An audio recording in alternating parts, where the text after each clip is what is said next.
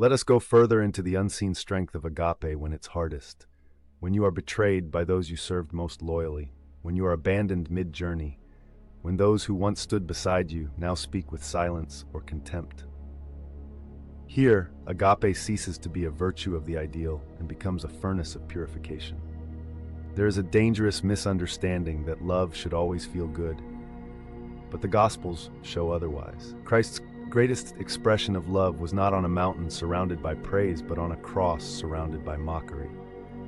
The measure of agape is not in how light the burden feels, but in whether it is carried with trust. What makes agape so rare is that it must be chosen again and again without applause, without instant result, and often without reciprocation. It asks the soul to press forward even when everything familiar breaks down.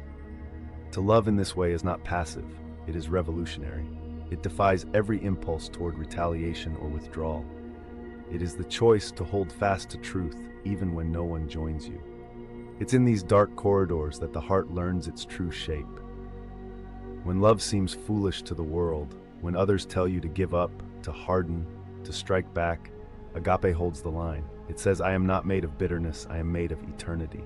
There are stories, real, quiet stories, of people who embodied this. A woman who cared for her husband through a long illness, though he had once left her. A man who showed up at his estranged father's bedside after decades of silence. A brother who continued to visit a sibling imprisoned for betrayal, praying behind glass for a soul broken by shame. These stories won't trend, but they shape heaven.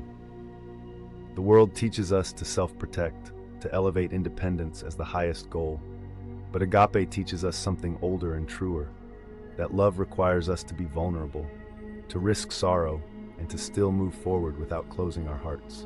There is a quiet discipline to agape, something like tending a fire. It must be guarded from the winds of resentment, fed daily with small sacrifices, protected from the rain of weariness. It cannot survive on emotion alone. It needs rhythm, it needs renewal. And yet love like this is not about pretending everything is fine. It does not deny grief or numb the ache of disappointment. Rather, it walks with those feelings and still says, I will remain kind, I will stay faithful. That is not weakness, that is holy resistance. Consider those who serve in places where love seems wasted, forgotten corners of the world where injustice rules, where hope is scarce, and where the fruit of goodness is long in growing. There are shepherds in mountain villages, hermits in exile, caretakers in remote places who may never be known beyond a handful of lives, but who choose every day to love well. Agape love does not require attention. It simply asks for fidelity, even when misunderstood, even when misjudged, even when the one you love walks away. Sometimes agape means praying for someone who would never pray for you. Sometimes it means preparing a meal for someone who hurt you. Sometimes it means allowing someone to leave without begging them to stay, and still sending them into the world with peace. This is the kind of love that leaves a fragrance long after the encounter is over. People may forget your name, but they will remember the way they felt in your presence. They may forget your words, but not the dignity you showed them. Agape imprints something eternal on the soul. There is an old tradition in monastic communities of doing the most menial work with hidden devotion. Scrubbing floors, washing feet, clearing dishes, done not for recognition, but as a form of prayer. That is agape in practice. It turns the ordinary into the sacred. It gives even the smallest act the weight of eternity. This love is not easily discouraged. It may bend, but it does not break. It may cry, but it does not curse. It may feel alone, but it is never abandoned. It is held together not by human strength, but by divine breath. When everything within you screams for justice, agape gently asks, can you choose mercy instead? When you want to close off, agape invites, can you soften without becoming naive? When bitterness coils in your gut, agape whispers, remember the mercy shown to you. And yes, it is hard, exceedingly hard. Sometimes the hardest thing you'll ever do is keep your heart open one more day. But this is how saints are made, not in soaring moments of glory, but in quiet refusals to give in to hate. Even your loneliness can become a chapel.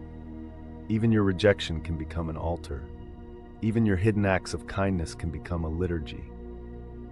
Every time you refuse to mimic cruelty, you become a witness to another way of living.